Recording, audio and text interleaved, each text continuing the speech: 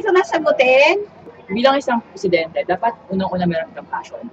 Passion kung paano babaguhin yung bansa mo, passion kung paano ma-shift yung pamumuhay ng mga hinahawakan mo o yung nasa ilalim mo. Anong trabaho ng isang presidente? Alagaan niya ang Pilipinas. Tingnan niya lahat kung ano ang nangyayari sa paligid nila, kung ano ang kailangan ng mga tao. Unahin yung lagi yung kapakanan ng mga kanyang pinaglilingkuran.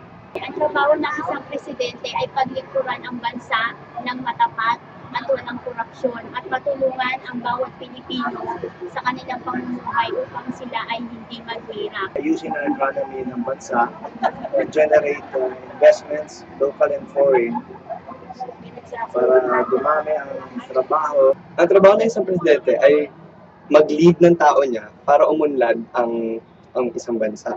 Maging inspirasyon doon sa mga taong sila yung magbibigay ng motivation sa mga Pilipino para ayusin yung bansa natin. hindi rin maibibigay yung best nila kung hindi sila naniniwala doon sa pinapagawa sa kanila. Trabaho rin ng isang presidente ang pagiging isang modelo para sa buong bayan, sa mga tao.